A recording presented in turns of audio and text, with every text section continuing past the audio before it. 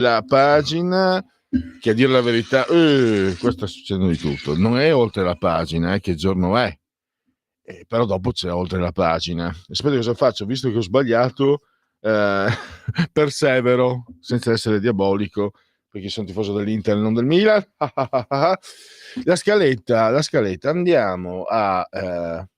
sono contento di portare alla vostra attenzione questo argomento, perché ho fatto, diciamo, anche sabato e domenica, ho dato un'occhiata, lo si fa sempre, fa parte, chiamarlo lavoro è eccessivo, fa parte delle abitudini derivanti dal lavoro che si fa.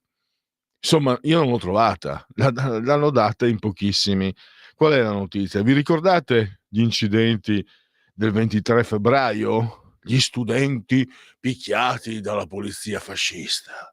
Ed è arrivato il fascismo, è arrivato Pinochet, Meloni come Pinochet, Meloni appesa a testa in giù, e dopo magari un po' contro Salvini fa sempre bene, non fa mai male, andare contro Salvini come il blu sta su tutto, e intervenne addirittura lui. Eh, eh, quello che quando i giornalisti Rai si avvicinano al Quirinale, quando sono nel raggio di 70-90, comincia a parlare piano, piano, sottovoce. Sergio Mattarella, Re d'Argui, quando si arriva al manganello, insomma, il povero Piantedosi dovette incassare. Ci furono 5 indagati tra i poliziotti. Ecco, adesso sapete cosa è successo? 13 avvisi di garanzia per chi? Per gli studenti innocenti, per gli studenti immacolati, per gli angioletti. Ecco, sono contento perché poi chi guarderà la trasmissione con i contributi delle immagini vedrà anche l'articolo di Francesca Musacchio. Lei scrisse in quei giorni delle infiltrazioni che c'erano degli anarchici tra questi manifestanti, tra antagonisti, anarchici antagonisti, tra manifestanti, anche tra manifestanti pro-PAL, a dire il vero.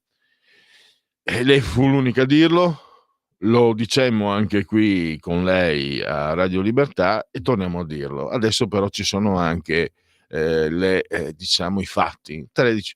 Per carità, noi siamo assolutamente, come si dice quella parola là, garantisti, però diciamo che questa decisione, le procure sono tutte di sinistra, cioè sono orientate a un determinato orientamento, non è vero che sono di sinistra, hanno un determinato orientamento. Se agiscono in questo modo vuol dire che perlomeno qualcosa da vedere, da mettere in chiaro c'è, e vuol dire soprattutto che non era vero quello che ci avevano raccontato, la polizia fascista, il governo fascista e bla bla bla bla bla. Oh, l'ho fatta lunga, ma questo ci tenevo.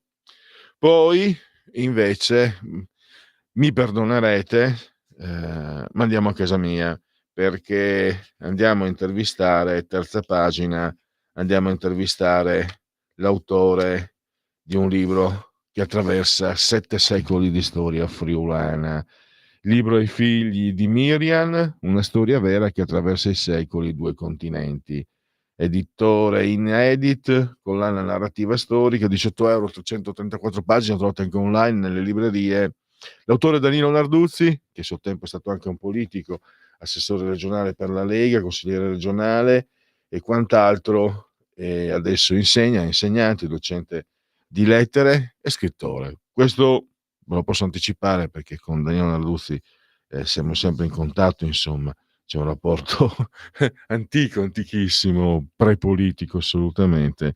È un po' il libro della sua, lo posso dire, è un po' il libro della sua vita, perché lui è sempre stato molto e io con lui lì devo dire che poi non a caso si diventa leghisti, eccetera. Fin da ragazzi c'era questa attenzione alle origini, al passato, ma non per forse qualcuno dirà provincialismo, quello che volete. No, era proprio il gusto del sapere, il gusto del conoscere da dove veniamo, se non altro. Non sappiamo dove andremo, dove finiremo, ma sapere da dove si viene è davvero molto interessante.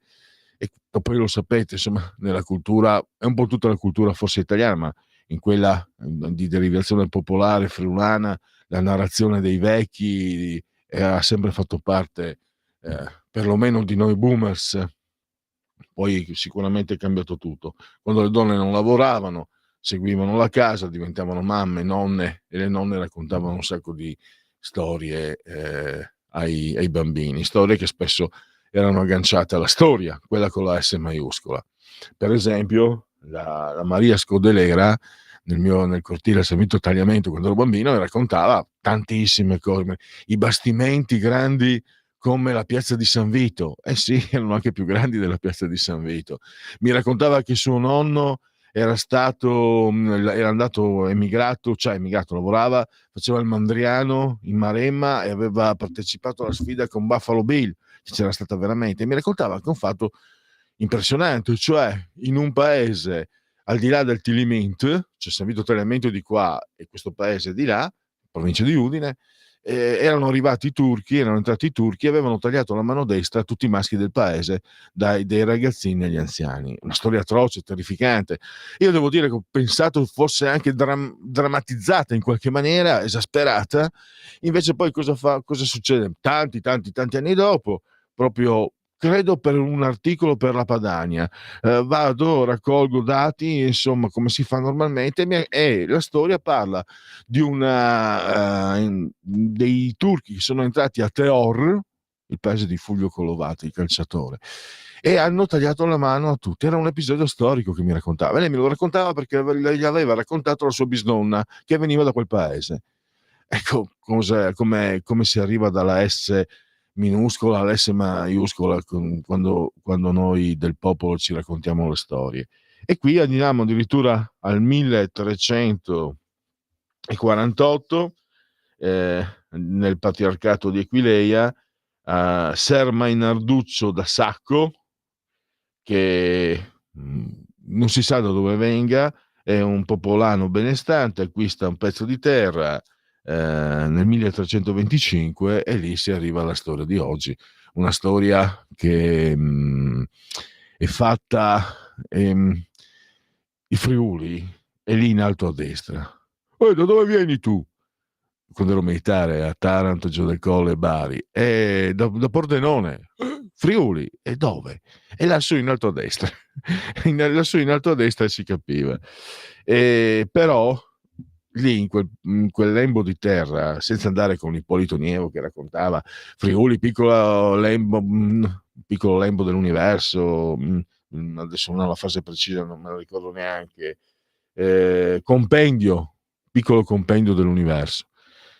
In lì c'è passata tutta la storia, lì c'è stata la terribile rivalità con la Serenissima, c'è stato il Zoibe di sangue, il giovedì grasso di sangue, che da anni ho messo da parte un po' di materiale perché da anni che volevo portarlo in questa, visto che ho anche la terza pagina, sarebbe l'occasione, non riesco mai a trovare l'occasione.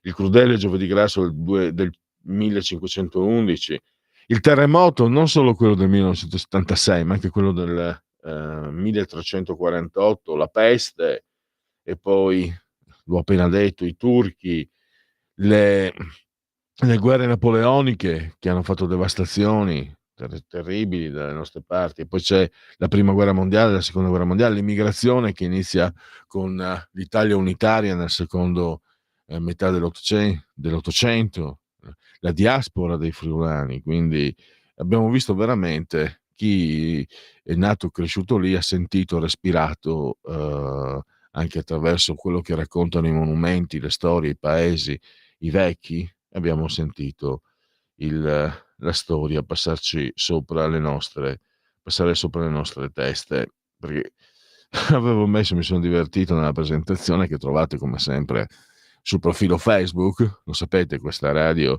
la potete seguire, ascoltare, vedere anche.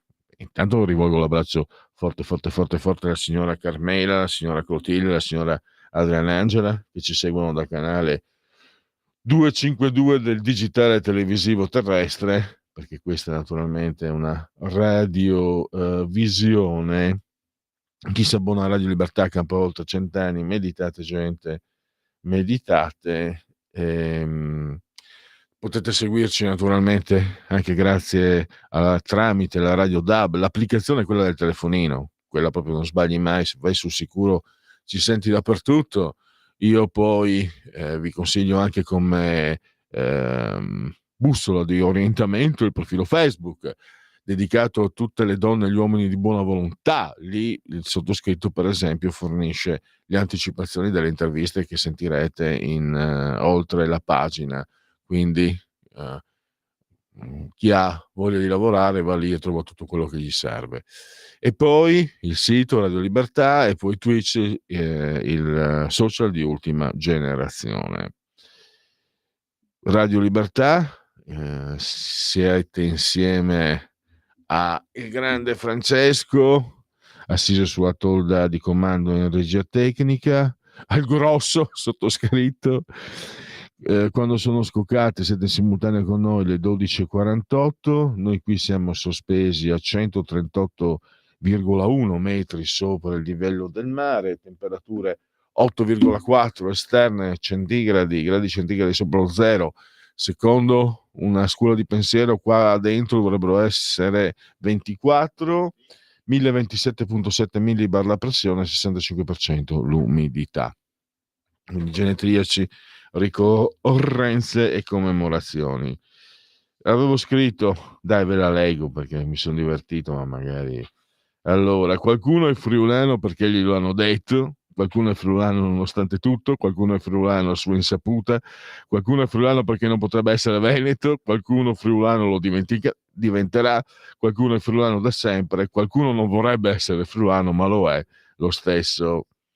Qualcuno la storia dei friulani la racconta facendoci scoprire che è una storia universale, come l'amico Danilo Narluzzi. Ne parliamo alle 13:35, terza pagina. Francesca Musacchio invece alle 14:35, terza pagina. Francesca Musacchio alle 13:35. E invece adesso iniziamo con genetriaci, ricorrenze e commemorazioni del quinto giorno di Frimaio, mese del calendario repubblicano. Per tutti è un lunedì lunis 25 di novembre, anno domini 2024, 24 che dir si voglia. Questi sono i convenevoli formulaici. Le commemorazioni, gli eventi. Nel 1915 Albert Einstein annota sul suo taccuino è la formula che racchiude il destino ultimo dell'universo, le famose equazioni di campo. E poi un tremendo 1980, sempre 25 novembre, un terribile incontro di box quasi drammatico tra Sugar Ray Leonard e Roberto Duran, il famoso incontro che vede il portoricano, mi sembra fosse Duran, a un certo punto il celeberrimo no mas, cioè smette di combattere perché non vuole più saperne e abbandona il ring. No mas. Poi abbiamo mi fanno sorridere quelli che dicono il governo, anche gli ex democristiani, il governo più a destra della storia repubblicana.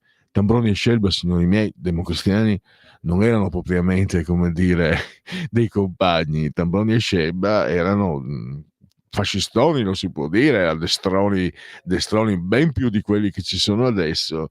E quindi, per favore, almeno per restituire alla storia i suoi connotati più corretti, prima di dire che è il governo più a destra della storia repubblicana, ricordatevi dei morti di Reggio Emilia. Fernando Tambroni, che è stato presidente del Consiglio e molte altre cose. Il Piceno è Fernando Tambroni, abruzzese. Poi invece andiamo, eccolo là, Lorenzo il Magnifico, avvicendamento, è entrato in campo Lorenzo il Magnifico e quindi adesso vedremo la prosecuzione della partita insieme a lui. Giuseppe Grezzar era triestino e faceva parte del Grande Torino e dava il nome, pensa Lorenzo, allo stadio dove giocava la Triestina, poi è stato fatto il nuovo stadio Rocco, è lo stadio dove io ho giocato, a football americano però. Me lo ricordo ancora perché vicino c'è l'ippodromo e ci avevano naturalmente non ci avevano dato gli spogliatoi del calcio, non so io cosa ce l'ho dato, era dei garage e l'uscita dagli spogliatoi per andare poi verso il campo, insomma si vede che c'era le stalle, una puzza di mamma mia, immaginate, perché anche i cavalli come tutti gli esseri viventi scaricano. Io ho questo ricordo molto intenso, sembrava di essere in una stalla di campagna. E dopo, per poco non me la facevo addosso io dalla paura, perché era l'esordio, non ero titolare, ero in serio quando l'arbitro, quando l'allenatore si è messo a cercarmi, io mi sono nascosto dalla FIFA. Poi però, una volta che entri in campo, rompi il ghiaccio, come suol dirsi, e, e quei momenti lì ti mancheranno per tutto il resto della tua vita. Perlomeno li hai vissuti. C'è anche spettatori a vedere, guardarci, sembra incredibile. Ehm, Poi, qui purtroppo abbiamo 2 grandi protagonisti dello spettacolo di alta qualità, della televisione e non solo, degli anni 60 e 70. Entrambi si sono tolti la vita. Uno è Luigi Vannucchi, che è un attore siciliano, bravissimo, bravissimo come pochi. Radio, televisione, cinema, anche pubblicità. Bellissimo uomo, quindi funzionava dappertutto. Ed era, sapete, quegli attori, quella scuola che c'era, intanto gli attori che parlavano con l'italiano giusto, l'italiano, quello che non uso io, che non riesco a usare io, quindi io sono il primo a essere in colpa, ma non faccio l'attore, però comunque, insomma, parlavano con il tono, con l'impostazione, ti davano proprio Nando Gazzolo, ecco, mi viene in mente, i millennial se lo ricordano. Invece adesso c'è anche nelle pubblicità, fanno la pubblicità di un computer, computer ultima generazione 70 HP, insomma, dai, non è bello, io adoro il romanesco, però est modus in rebus, c'è anche ci sono anche le occasioni in cui non funziona, non va bene così.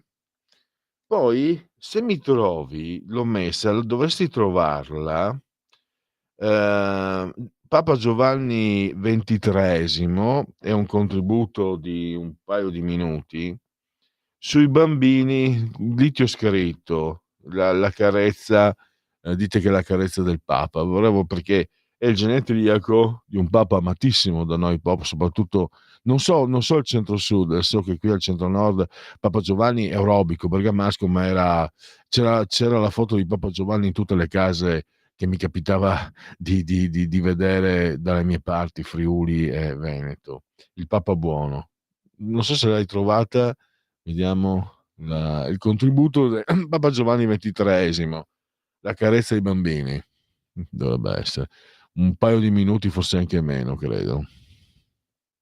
Vediamo se il nostro Lorenzo, nato a Sotto il Monte, Angelo Roncalli, Giovanni XXIII. Vediamo allora, prima come sempre YouTube, c'è quei 4-10 secondi di pubblicità, vediamo se adesso riusciamo a farlo partire. Perfetto.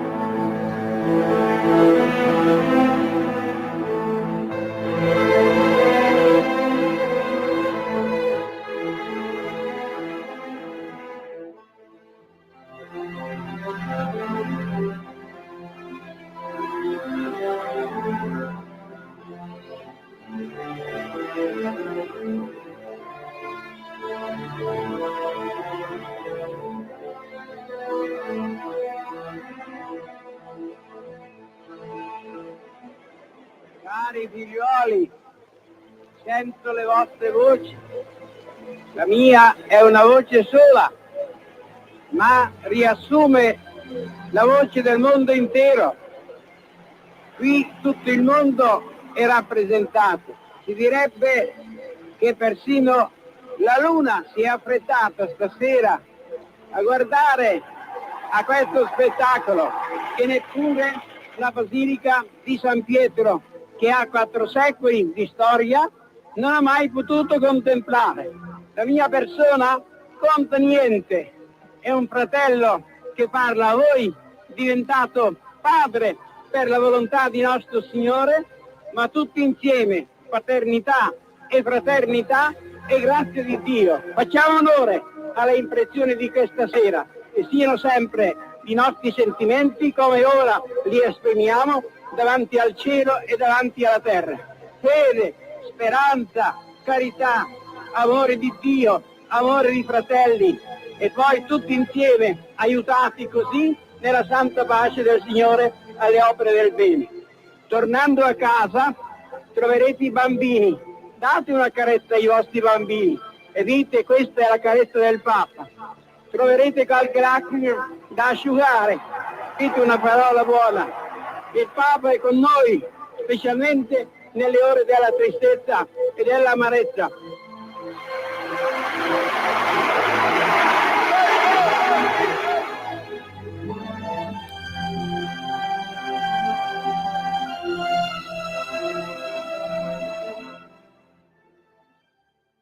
Il Papa buono, l'avete sentito? Noi adesso andiamo all'intervallo. Voglio ricordare ai genetriaci Danilo Mainardi, milanese, mi insegnava a Ca' Foscari, lo incrociavo anche qualche volta, tanti anni fa. Etologo, l'ecologia ci insegna che la nostra patria è il mondo. E vi ricordo che poi comunque le linee sono aperte 0292 94 7222 e c'è anche la funzione del WhatsApp. Me ne è arrivato uno. Ho sentito i titoli del TG su Italia 1 delle 12.30, l'annunciatrice che parlava di femminicidi non ha potuto fare a meno di precisare che la maggior parte è commessa da italiani. Sarò io malizioso, ma lo metto in relazione con le dichiarazioni dei giorni scorsi del ministro Valditara. Il tutto nel contesto di questa bega sotterranea tra Forza Italia e Lega. Naturalmente ho spento la TV, mi scrive Mario. Poi vi dico io cosa ne penso. No, voglio condividere con voi, però un pensiero quando sento il patriarcato, sento malafede a tutti i costi. Anzi, ve lo dico subito, patriarcato è usato da chi vuole colpire una determinata area politica, di chi non gliene importa nulla delle donne uccise, perché patriarcato evoca quell'idea della famiglia che ha il centrodestra, da Forza Italia alla Lega a Fratelli d'Italia, è abbastanza omogenea la visione della famiglia. Quindi loro dicono, vedete, il patriarcato uccide le donne, loro sono quelli del patriarcato, loro sono quelli che uccidono le donne. È una furbata di bassissimo conio, è una disonestà intellettuale che mi fa repulsione. Il patriarcato come forma sociale, storica, non esiste, esiste la violenza sulle donne esercitata dai maschi bianchi, italiani, autoctoni, è come se esiste. Ne abbiamo parlato anche con la dottoressa Marta Giuliani nei giorni scorsi. Questo è un tema da affrontare serissimo, ma se me la metti sul patriarcato parti male, perché parti con con disonestà e malafede, oppure sei un pappagallo che si fa mettere le parole in bocca dagli altri. 1302. Pausa. In quanti ti promettono trasparenza, ma alla fine ti ritrovi sempre con la bocca chiusa e non puoi dire quello che pensi. Radio Libertà non ha filtri né censure, ascolta la gente e parla come la gente.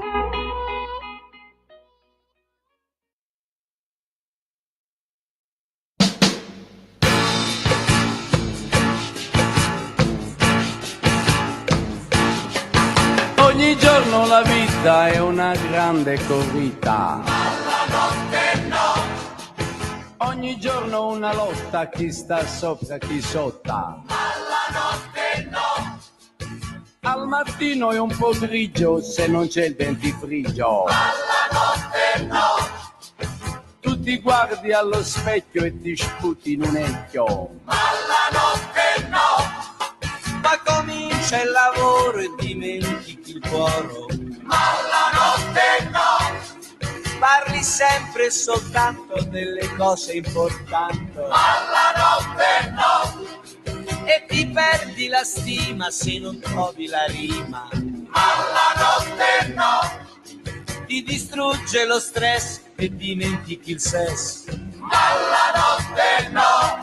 Che stress, che stress, che stress, giorno, ma la notte no. Sto pezzo di giorno, ma la notte no. Che stesso di giorno, ma la notte no. Sto pezzo di giorno, ma la notte no. Giorno, mi tormenti così. Giorno, mi fai dir sempre sì. Ma la notte, ma la notte, ma la notte, ma la notte, ma la notte, ma la notte no.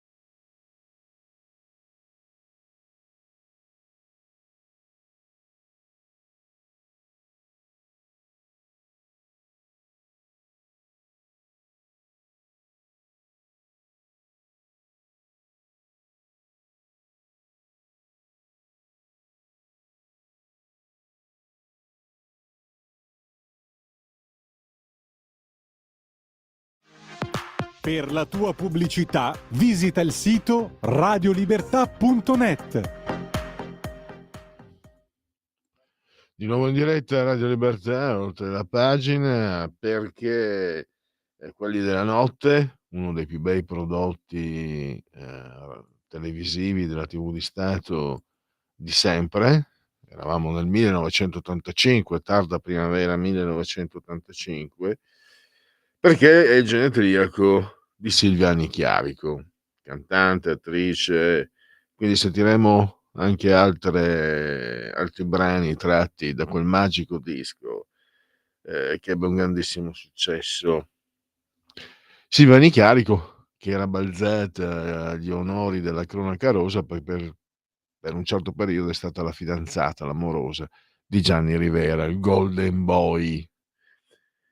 Allora, perché il divismo dei calciatori non nasce con Ronaldo, Cristiano, eccetera, ma negli anni '70 uno come Gianni Rivera popolava le cronache rosa, è stato, lo dico da interista, è stato, Gianni Rivera è stata magia, era magia.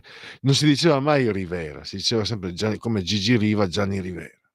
E quando tu sentivi Gianni Rivera, ti si aprivano mondi, poi lo vedevi giocare. Baggio gli è andato vicino, l'unico giocatore italiano che come, però anche Baggio ha avuto la sua magia, ma come Gianni Rivera c'era anche carisma, un enorme carisma. Allora, è ancora vivo tra l'altro, quindi ha fatto 81 anni che non è morto, mi sembra.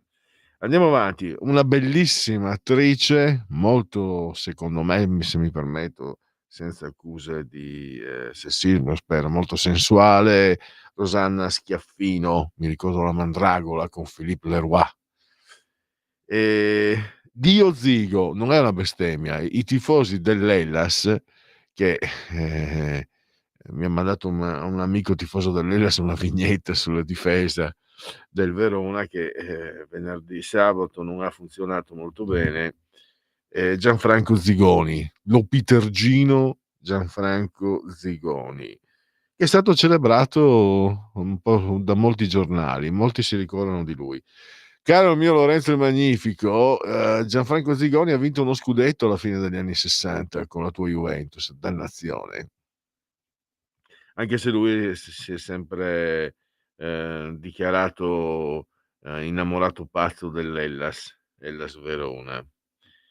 E poi abbiamo, sai cosa mi prepari, Lorenzo? Ti chiedo, Faletti, Giorgio Faletti, Franco Tamburino, perché è uno dei personaggi al genetriaco di quel grande che è stato Giorgio Faletti, è stato anche avuto un successore come scrittore, credo sia arrivato, quello non vuol dire niente nelle mie classifiche, ma è arrivato credo secondo a Sanremo, ed è stato un personaggio televisivo veramente schioppettante, ha portato personaggi che ci hanno accompagnato per anni, dall'83 quando nacque Drive-In col testimone di Bagnacavallo, e poi fino agli anni 90, fino al 1990-91 con Emilio, mi sembra si chiamasse, una sfilza di personaggi che poi al lavoro, a scuola, con gli amici replicavamo per svagarci un po', soprattutto il lunedì.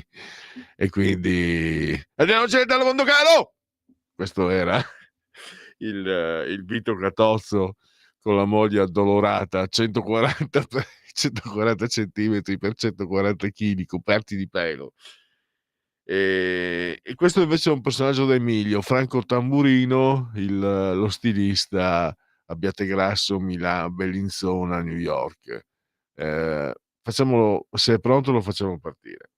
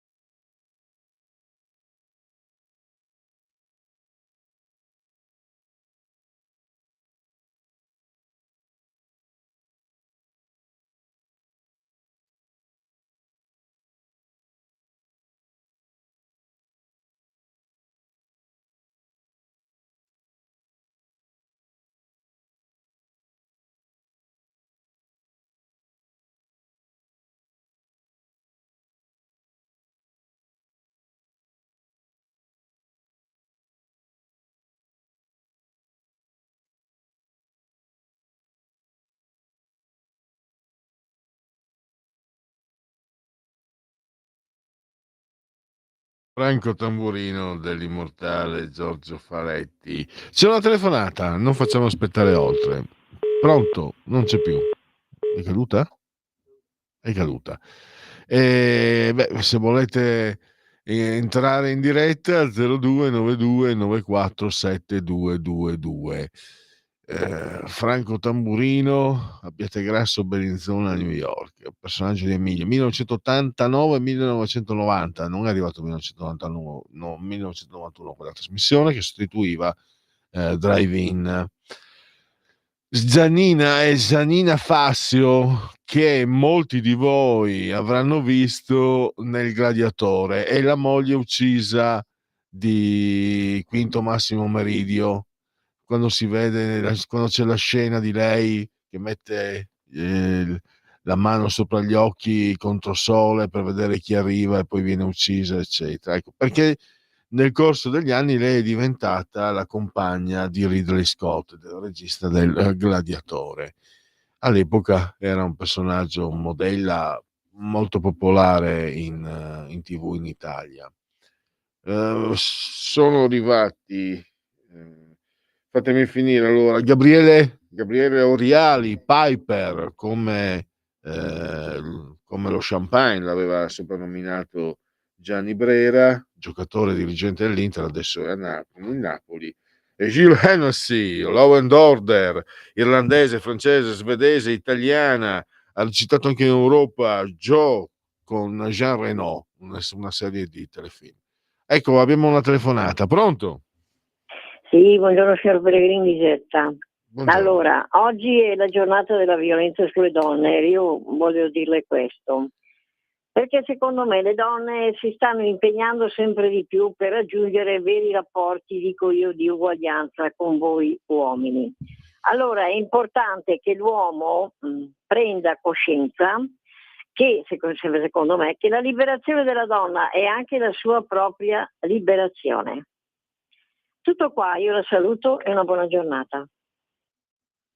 Sì, grazie signora Lisetta. Io per quello che ho visto, la prima cosa tra uomo e una donna dovrebbe essere l'intelligenza, no? Cioè, penso che tra persone intelligenti si stabilisca un'intesa dove non può esserci una gerarchia, perché sennò buonanotte, ha ragione. Sono i maschi che perdono adagiandosi sulle convenzioni sbagliate, ovviamente.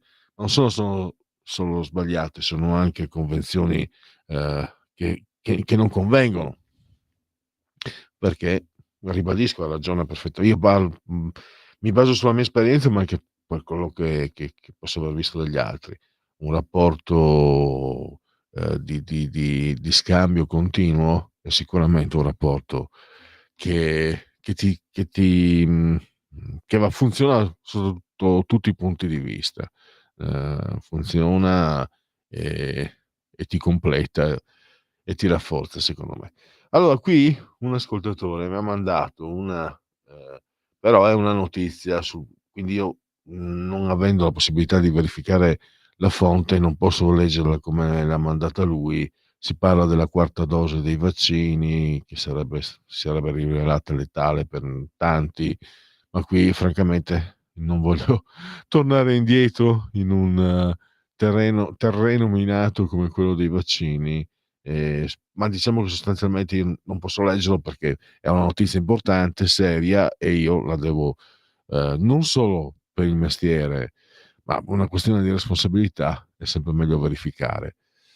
Il giorno dedicato alla violenza sulle donne è una delle tante ipocrisie della società.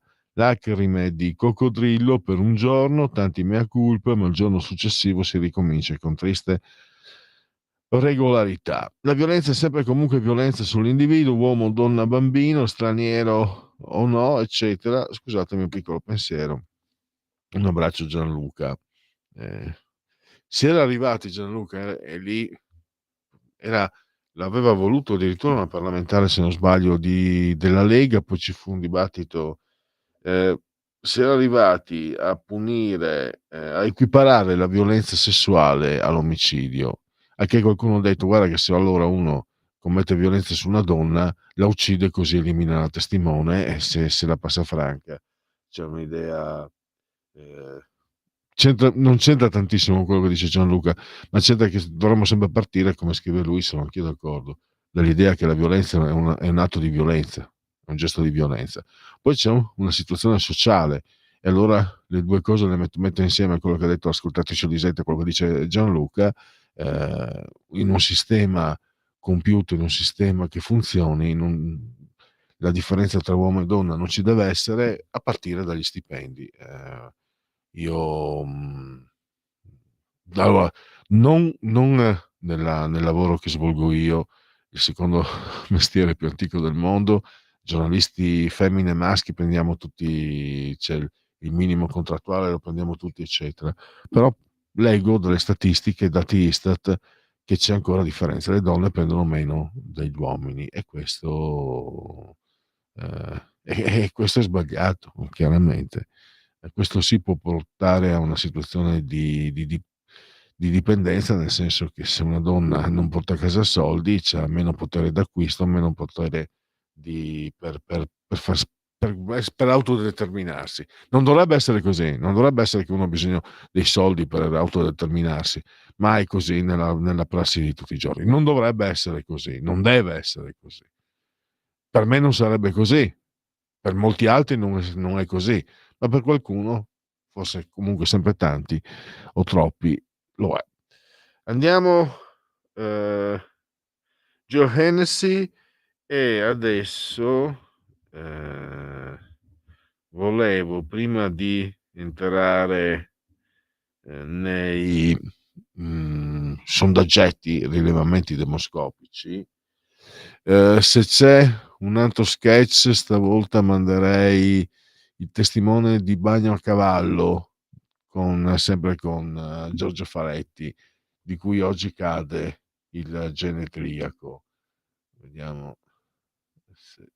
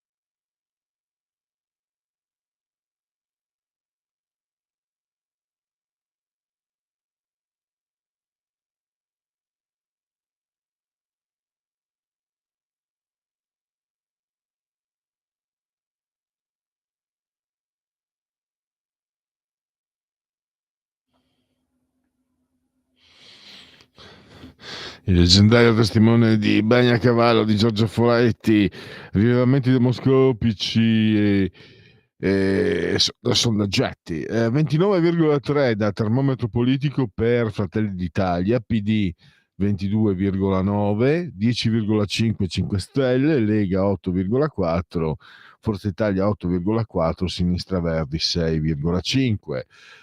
Stati Uniti, Francia e Regno Unito hanno consentito all'Ucraina di usare le loro armi sul suolo russo. È doveroso 18,9%, è giusto 19,5%, sarebbe stato comprensibile all'inizio 16,6%, oggi allontana la conclusione pacifica, è un atto pericoloso e incosciente 42,5%, non sa 2,5%. Quale credo sia l'effetto dell'utilizzo di armi occidentali contro obiettivi in Russia? Colpendo le basi di partenza dei missili russi, miglioreranno le proprie situazioni per i militari e per i civili, lo pensa il 30,1. Non cambierà molto della situazione militare sul campo, 12,7. La Russia colperà l'Ucraina in modo più violento, facendo più vittime, 19,2. Per il 35,8 si scatenerà un'escalation che potrebbe sconvolgere anche altri paesi occidentali.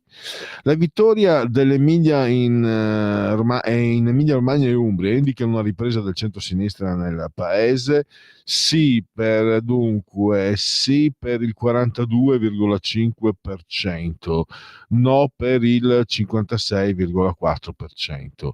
Perché la grande maggioranza dei suicidi in Italia e nel mondo è messa in atto da uomini? I suicidi, perché in occasione di un fallimento personale economico come una separazione o un licenziamento sono più danneggiati delle donne, 22,8, perché la vita quotidiana di un uomo è mediamente più dura di quella di una donna, 5, 46,1 perché gli uomini non viene insegnato ad aprirsi e chiedere aiuto, 46,1 perché gli uomini tendono a fare scelte più avventate e rischiose nella vita e questo li porta a maggiori fallimenti, 9,4, non sa il 16,7. Fiducia in Meloni 41,3, sfiducia in Meloni 58,1. Matrimoni, unioni civili e separazioni, anno 2003, 2,6% in meno rispetto al 2022, come matrimoni 184.207.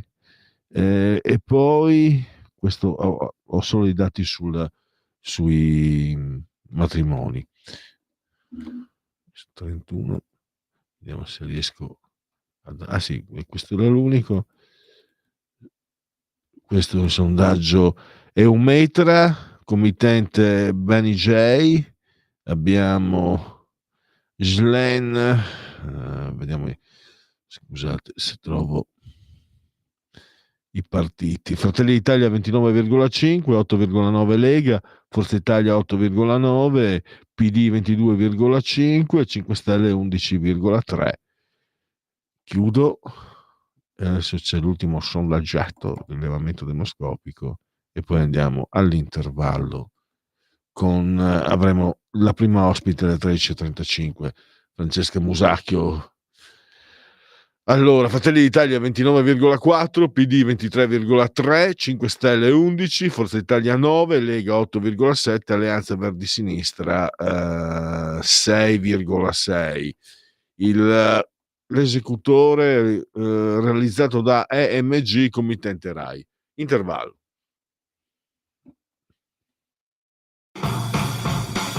Avete ascoltato Che giorno è? Scegliete la vita, scegliete un lavoro, scegliete una carriera, scegliete la famiglia, scegliete un maxi televisore del cazzo, scegliete lavatrici, macchine, lettori CD e apriscatole elettrici.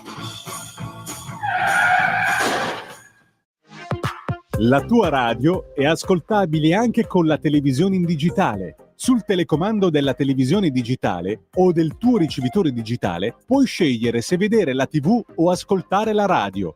Risintonizza i canali radio e troverai anche Radio Libertà, canale 252.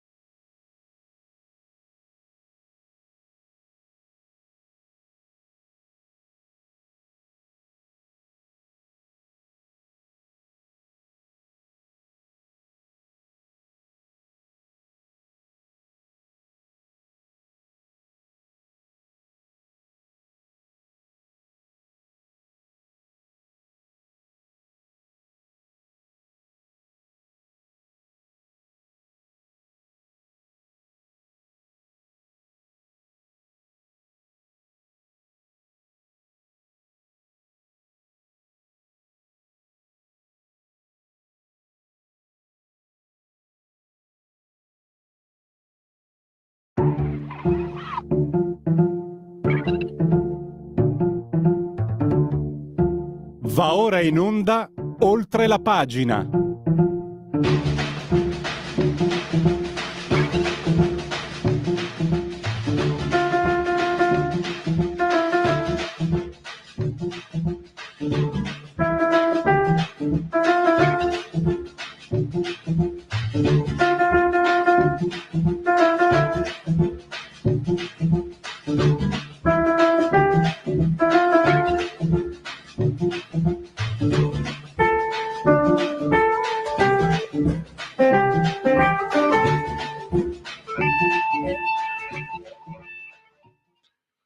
Allora, iniziamo, dopo che giorno è, iniziamo Oltre la pagina, sempre Radio Libertà naturalmente, e riprendiamo il seguito di un episodio accaduto il 23 di febbraio a Pisa, scontri tra giovani manifestanti e forze dell'ordine. Si scatenò l'inferno, nel senso che ci furono anche degli atti di violenza, polizia accusata di fascismo. L'accusa di fascismo in Italia, come il blu, va su tutto.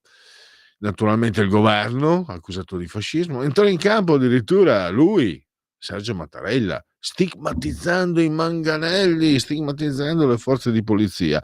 Ci furono, ho detto 5 in fase di presentazione, chiedo scusa, 10 anche indagati tra le forze dell'ordine.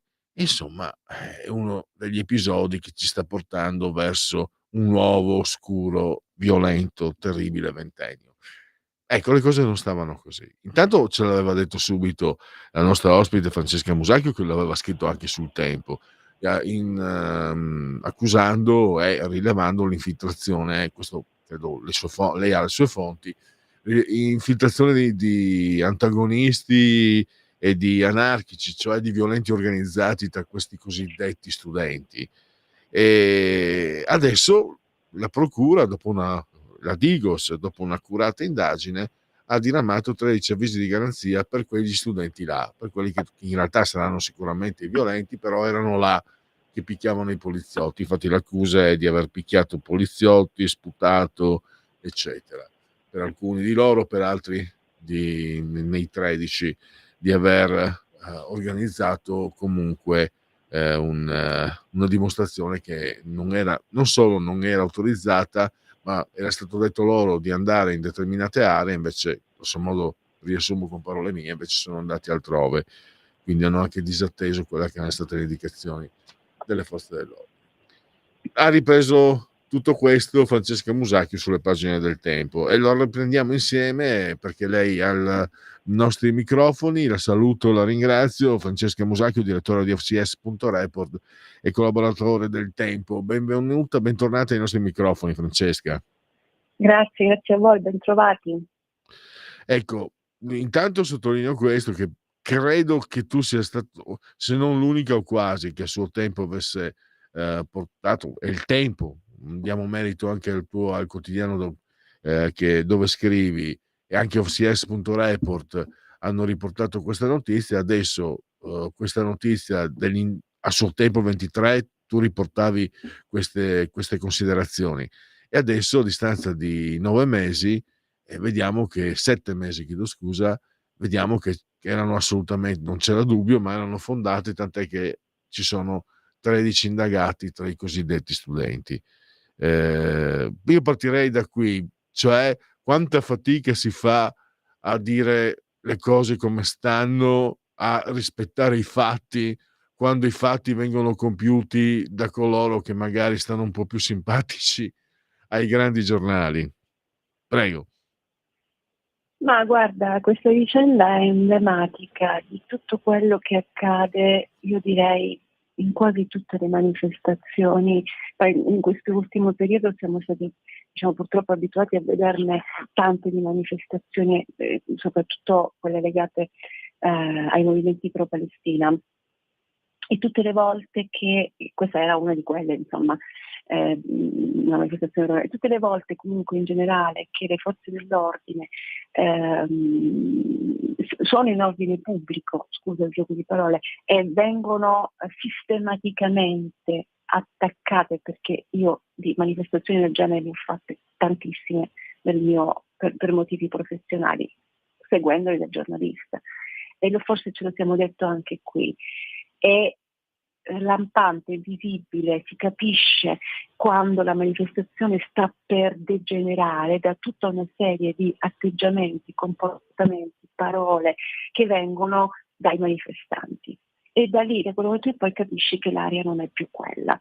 Quindi anche in questo caso, in questa manifestazione di Pisa è andata esattamente così, ma quello che è stato, diciamo, più evidente e anche sconvolgente dal mio punto di vista è stato che il giorno dopo, anzi già dal giorno in cui è successa questa cosa, sono iniziate ad arrivare una serie di dichiarazioni tutte a favore dei poveri manifestanti che erano stati manganellati dalla polizia e che poverini hanno subito, e dopodiché nessuno però si è mai chiesto se questi poliziotti effettivamente hanno fatto quello che hanno fatto, ma lo hanno fatto perché sono diventati matti, oppure perché forse una sorta di provocazione da qualche parte è arrivata. In effetti poi si scopre dopo mesi che tutto questo elenco di accuse che sono state fatte nei confronti dei manifestanti, che siccome noi siamo estremamente garantisti, aggiungo che non vogliamo sbandierare questa cosa e dire che i manifestanti sono assolutamente colpevoli. No, vorremmo che ci fosse un atteggiamento garantista, ma per tutti, non può esserlo soltanto per una parte. E invece i poliziotti sono stati messi alla berlina, sono stati accusati, sono stati condannati ancora prima di qualunque tipo di indagine, e addirittura il Presidente della Repubblica ha sentito il dovere di dire che con i manganelli non si educano i ragazzi, e su questo siamo tutti d'accordo, ma probabilmente in quel contesto non si trattava di questioni di educazione, in quel contesto bisognava garantire l'ordine pubblico, quello che hanno fatto né più né meno i poliziotti. Tra l'altro nel comunicato, quindi non me lo sono inventato io, non ce lo siamo inventati noi, voglio dire, nel comunicato diramato dalla procura è fatto l'elenco, viene scritto precisamente l'elenco dei reati che vengono attualmente contestati a questi manifestanti. Sono contestati in questo momento, dopodiché ci saranno ancora delle attività di indagine, ci sarà il processo, eccetera, eccetera, però stando a quello che scrivono, allora, sono accusati di aver promosso una manifestazione non preavvisata. Benissimo. Negato ogni tipo di indicazione sulla modalità di svolgimento, rifiutato le disposizioni di pubblica sicurezza impartite dal responsabile dell'ordine pubblico. 8 di questi manifestanti avrebbero addirittura si sarebbero opposti alla polizia, spingendoli e colpendoli nel tentativo di forzare i dispositivi di sicurezza. Inoltre hanno offeso in più momenti l'onore e il decoro degli operatori di servizio di ordine pubblico, pronunciando nei loro confronti frasi offensive e sputando addosso agli stessi. Già mi aspetto la contestazione dei buonisti, dei pro manifestanti, e va bene, mica si risponde a questo con i manganelli. Poi probabilmente in quel contesto era l'unico modo per poter arginare questo tipo di azioni che hanno messo in campo. Però no, i poliziotti sono stati massacrati. Ecco, questo è un esempio di quel malcostume che in Italia continua a esserci. E poi, tra l'altro, questo va detto, nessuno è dalla parte della violenza della polizia, cioè, per intenderci, non è che noi siamo qui a dire che i poliziotti devono picchiare indiscriminatamente, devono usare le armi così senza motivo, assolutamente no. Non siamo neanche d'accordo con la gestione, diciamo, abbastanza energica e robusta che viene ad esempio fatto dalle forze della polizia americana, ok? I casi, diciamo, in cui, insomma, la polizia americana ha esagerato sono, diciamo, nella cronaca dei mesi scorsi, forse anche di tutti i giorni. Però accusare preventivamente di questo che abbiamo discusso, di questo che abbiamo voluto esprimere in questo articolo, accusare preventivamente senza appello la polizia senza interrogarsi su quello che possono aver fatto i manifestanti, dando per scontato che erano dalla parte della ragione a prescindere, ecco, questo mi sembra profondamente ingiusto. Questo è un altro punto sulla pessimo servizio reso dall'informazione, e tu lo sottolinei. Non sono stati ascoltati questi 10 indagati, poliziotti messi alla gogna, e nessuno è andato a sentire qualcuno che esponesse le plausibili, possibili, le ragioni che queste persone avevano. Cioè, ma non possono neanche, non è che i poliziotti possono intervenire o essere intervistati, intervenire in una trasmissione così, solo perché lo vogliono fare, devono chiedere delle autorizzazioni che spesso non sono concesse, ok? Quindi, mentre i manifestanti avevano la libertà di poter intervenire in qualunque talk show, su qualunque giornale, in qualunque radio, a raccontare la loro versione dei fatti, i poliziotti non potevano farlo, perché non hanno, diciamo, la libertà, tra virgolette, di poter intervenire, sono soggetti a delle regole che rispettano. Quindi però Francesca, scusami, ti interrompo. Prego.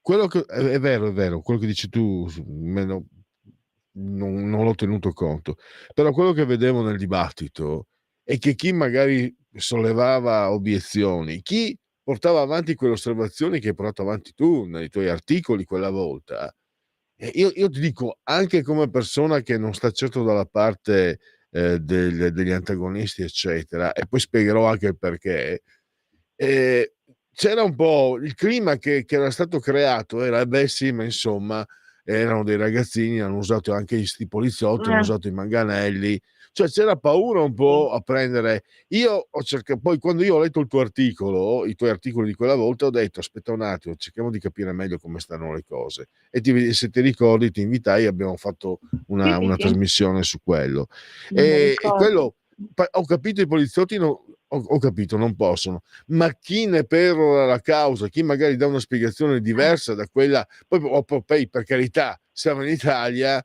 se Sergio Mattarella dice prendete tutti la dolce uquessina 10 volte al giorno, prendiamo tutti la dolce uquessina 10 volte al giorno e saranno felici i venditori di carta igienica. Questo è quello che vedo in questo paese. Lui si è schierato, e quindi figurati, tutti quanti in fila dietro Mattarella, non tutti, tu no, chiaramente, assolutamente, ma pochi hanno avuto la schiena dritta. Prego.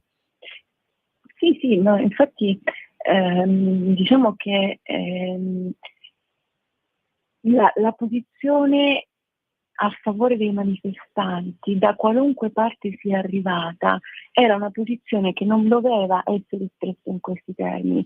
Allora, i manganelli non vanno usati, benissimo, siamo d'accordo che i manganelli non vanno usati, ma probabilmente non è giusto neanche che in piazza scendano persone che non rispettano le regole delle manifestazioni pacifiche e civili, ok? Perché se un percorso non ti è precluso, il percorso di un corteo ti è precluso, ci sono delle motivazioni di sicurezza che evidentemente giustificano questa chiusura, quindi perché provocare e forzare quel blocco per fare esattamente quel percorso?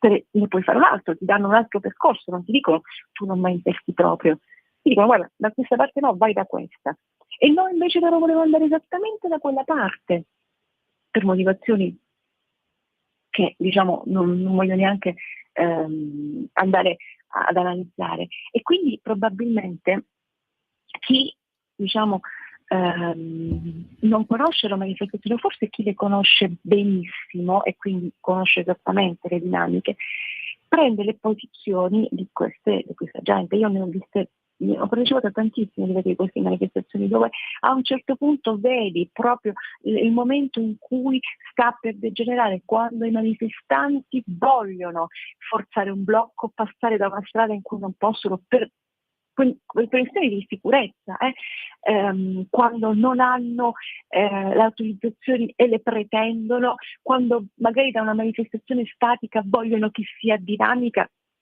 quindi trasformarsi in un corteo che do un annuncio che probabilmente a qualcuno sfugge, in una città grande o piccola che sia, se da una manifestazione diciamo statica si passa ad un corteo, c'è la necessità di chiudere delle strade per diciamo almeno per il tempo del passaggio del corteo, e evidentemente creare dei disagi alla circolazione ai cittadini, a chi si sta muovendo per tornare a casa, per andare a lavorare, per andare per qualunque motivazione. Quindi l'ordine pubblico in quel caso è a rischio. Ma tutto questo ragionamento di riflessione nelle teste di chi invece è profondamente ideologizzato, di chi deve accusare la polizia a prescindere, non viene fatto, se viene fatto viene ignorato. È gravissima come situazione. Io tutte le volte mi trovo davvero in grande difficoltà quando accadono queste manifestazioni, perché io so perfettamente come succedono e so perfettamente quanto impegno, tra l'altro, le forze dell'ordine mettono per non arrivare alla degenerazione, per non arrivare agli scontri. Molto spesso ai manifestanti sono state concesse cose, percorsi, trasformazione della manifestazione da statica a dinamica, cose che oggettivamente non andavano concesse, però per non degenerare sono state concesse. E poi però se usano il manganello diventano fascisti, diventano cattivi, e probabilmente sono questi ragazzi che hanno, ragazzi e non, perché poi le manifestazioni di un certo tipo sono frequentate da personaggi in alcuni casi altamente discutibili, da provocatori di professione, quindi diciamo che la polizia e le forze dell'ordine li conoscono, tra l'altro, quindi conoscono perfettamente chi in quel momento sta in quella manifestazione, dove potrebbe arrivare quella manifestazione vista la presenza di determinati soggetti, che molto spesso partecipano alle manifestazioni solo con l'intento di creare, la dico brutale, casino, arrivare allo scontro con le forze dell'ordine, perché poi come dire, tutto questo innesca un meccanismo per cui le forze dell'ordine sono cattive, dove sono i poveri manifestanti picchiati, eccetera, eccetera, e nessuno, salvo rare eccezioni, va ad analizzare i momenti, le dinamiche in cui si è innescato lo scontro, perché si è innescato e perché le forze dell'ordine sono state costrette ad agire in un determinato modo. È un esercizio che fanno veramente in pochi e questo mi dispiace. Io porto, siamo negli ultimi minuti, poi ti lascio ai tuoi impegni.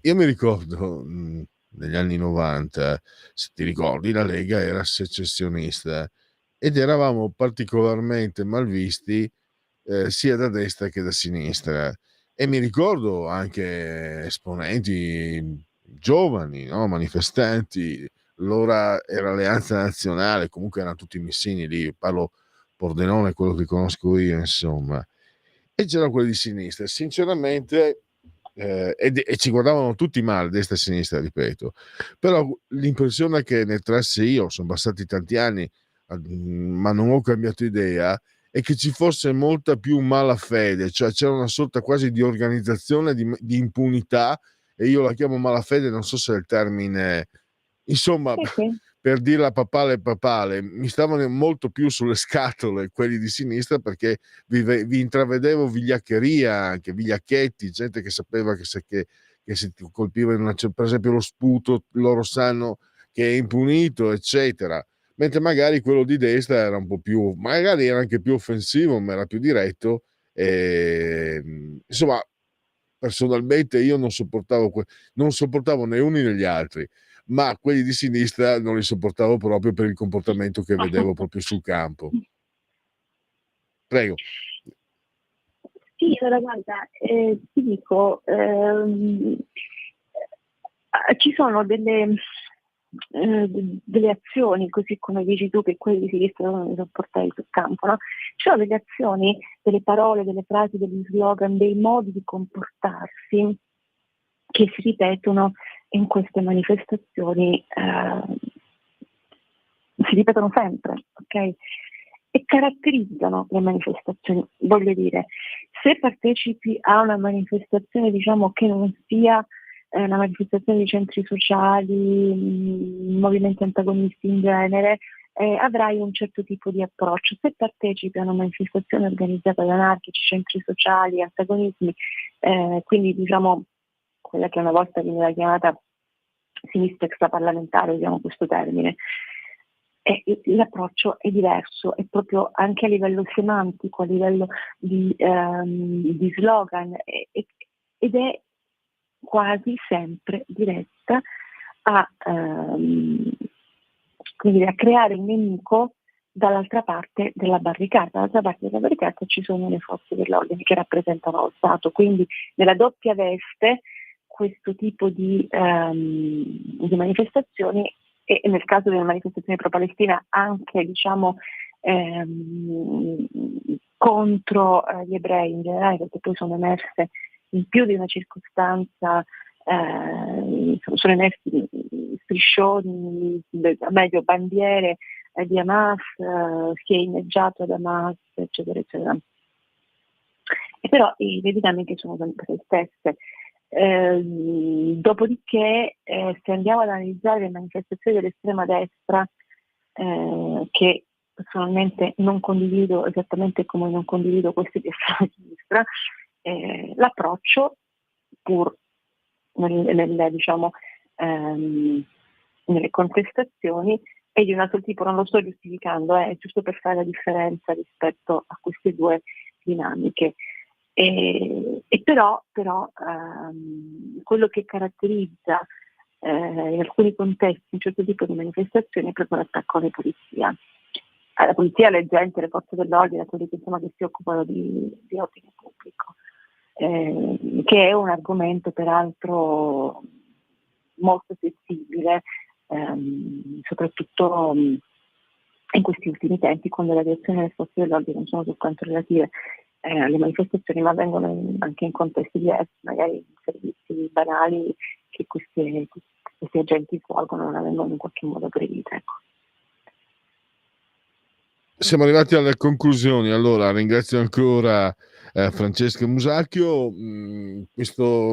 L'argomento di cui abbiamo parlato lo trovate a softcs.report online, e leggiamo gli articoli di Francesca su Il Tempo. Grazie allora, grazie di tutto e risentirci a presto. Grazie a voi, a presto, un saluto a tutti. E adesso andiamo verso l'intervallo, ore 14. Vediamo. Sono arrivati un paio di messaggi, dopo li leggo con calma. Vedo qua Mattano sui diritti LGBT, la cosa più sbagliata è la non conoscenza. Se non sbaglio, Lorenzo, allora questo Mattano è un giornalista Rai pagato con i nostri soldi, credo sia Rai. Sai cosa ha combinato? Me l'ha segnato la mia compagna, siccome è gay non gli hanno detto niente, ha intervistato un poveretto, cioè un poveraccio, perché poveraccio, che è stato aggredito da un lupo, non so quanti punti fallava, e lui gli ha detto in bocca al lupo. Cioè, se non è Mattano, cioè se non ha, diciamo, il fatto che essendo gay non puoi toccarlo, non puoi dirgli niente, un altro veniva preso e veniva messo al pubblico ludibrio. Siccome lui, questo Mattano, mi sembra ha avuto anche il coraggio di fare outing, quindi da essere sicuramente una persona di coraggio, di fegato. E poi io dico anche che se uno sbaglia un errore in buona fede nel lavoro, non è che puoi condannarlo come si fa però con tutti normalmente lo si fa, così come Del Debbio che ha bestemmiato, no? E lui ha il coraggio anche di dire che non è vero, in trasmissione ha bestemmiato, ha detto non lo dico.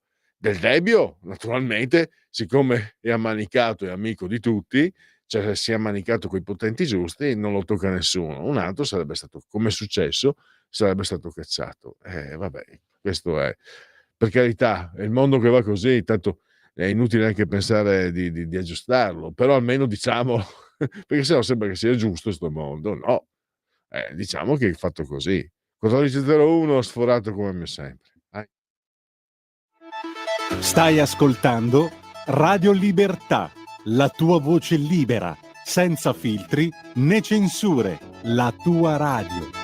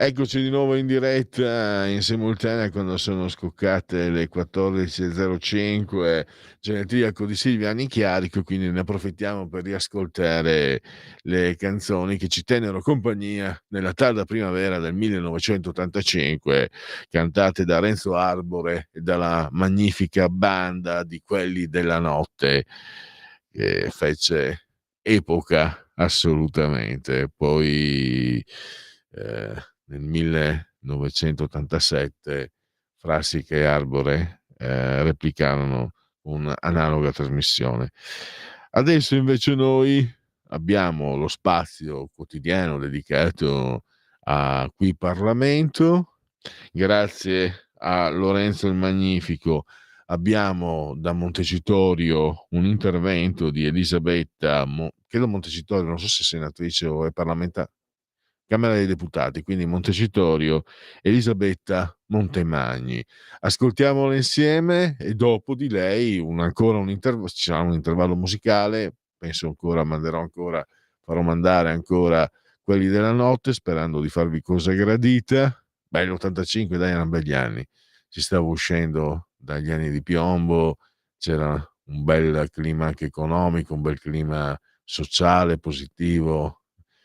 E dopo ci sono i rilevamenti, no, i rilevamenti demoscopici, sondaggetti, li ho già letti, no, segui la Lega dopo il Qui Parlamento. Ma partiamo con Elisabetta Montemagni, a lei la parola. Qui Parlamento.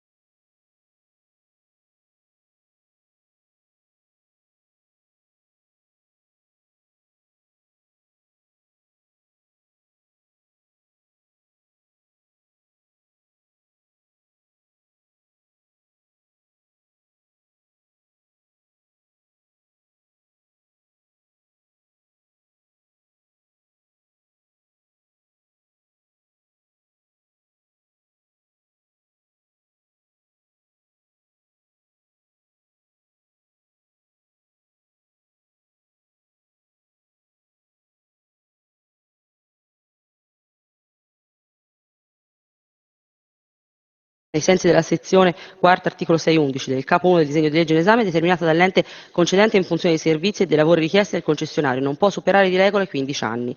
Tale termine può essere derogato solo nel caso in cui il programma dei lavori da affidare in concessione non consenta il recupero degli investimenti effettuati e il ritorno del capitale investito nel termine di 15 anni, tenuto altresì conto del tempo necessario ad ammortizzare le eventuali somme corrisposte a titolo di valore di subentro.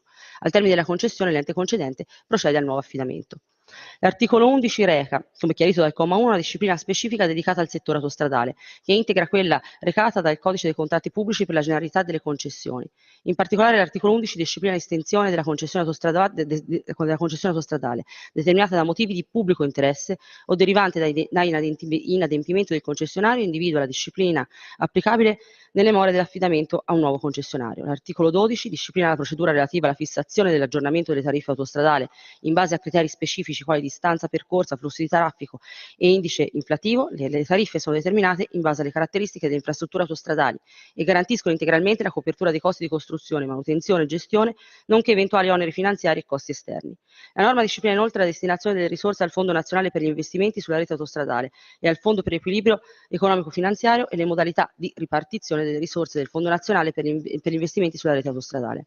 L'articolo 13 prevede l'adozione del Piano nazionale degli investimenti autostradali al fine di individuare lavori e opere di manutenzione straordinaria da inserire nei bandi di gara delle nuove concessioni, nonché coordinare in modo omogeneo a livello nazionale. L'articolo 14 disciplina la procedura di aggiornamento del piano economico e finanziario, il PEF, delle società concessionarie, per le quali alla data di entrata in vigore del decreto legge 30 dicembre 2023 numero 215 è intervenuta la scadenza del periodo regolatorio quinquennale. L'articolo 15 con una disposizione di rinvio mira a confermare che alle concessioni autostradali in essere non affidate con la formula della finanza di progetto, ovvero con procedure di gara di evidenza pubblica secondo il diritto dell'Unione Europea, si applicano disposizioni sull'affidamento mediante procedura di evidenza pubblica di una quota tra il 50 e il 60% dei contratti di lavori, servizi e forniture, stabilita convenzionalmente dal concedente e dal concessionario, ai sensi dell'articolo 186 del Codice dei contratti pubblici, che ha introdotto un sistema flessibile di individuazione delle quote di lavori, servizi e forniture da affidare a terzi, da stabilire all'interno di un intervallo determinato e secondo parametri legislativi previsti. L'articolo 16 contiene una serie di disposizioni di coordinamento normativo. Con riferimento alle altre disposizioni di competenza della Commissione Ambiente, segnalo che durante l'esame in sede referente è stato introdotto l'articolo 27, il quale reca modifica al cosiddetto Codice dell'Ambiente, al fine di precisare che è sempre possibile costituire sistemi autonomi per il riciclo e recupero dei rifiuti di imballaggi che siano relativi a più filiere. Modificare, al fine di precisarne e ampliarne la portata, la disposizione che prevede l'esclusione della corresponsione della tariffa per la gestione dei rifiuti urbani delle utenze non domestiche che hanno scelto di conferire al di fuori del servizio pubblico i rifiuti simili agli urbani.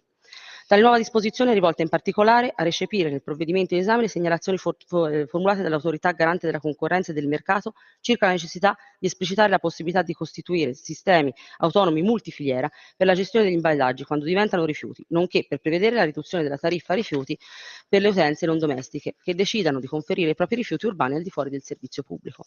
Infine l'articolo 36, anch'esso introdotto in sede referente, reca disposizioni volte all'estensione del limite del 5% alle commissioni a carico degli esercenti, previsto dal Codice dei contratti pubblici, a tutti gli accordi comunque denominati stipulati dalle imprese che emettono i buoni pasto in forma cartacea o elettronica e gli esercenti.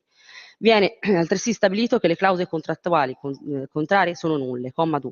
Tali disposizioni si applicano immediatamente agli esercenti non vincolati da alcun accordo, oppure a decorrere dal 1 settembre 2025 in caso di accordi in essere. Comma 3.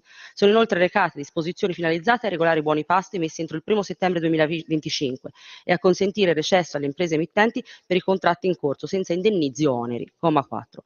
In conclusione segnalo che la prima commissione ha espresso parere favorevole con osservazioni, che sono inoltre pervenuti pareri favorevoli delle altre commissioni competenti in sede consultiva, nonché il parere del Comitato per la legislazione con condizioni e osservazioni di cui le commissioni hanno tenuto conto attraverso l'approvazione di un emendamento. Grazie alla deputata. Qui Parlamento.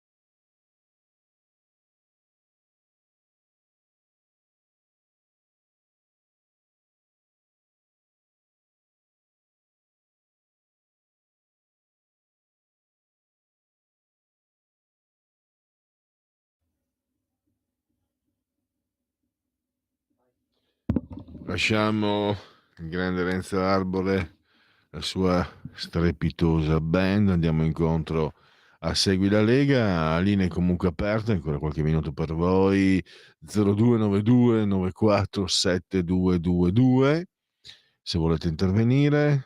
Allora, Stefano del Brembo, lo saluto.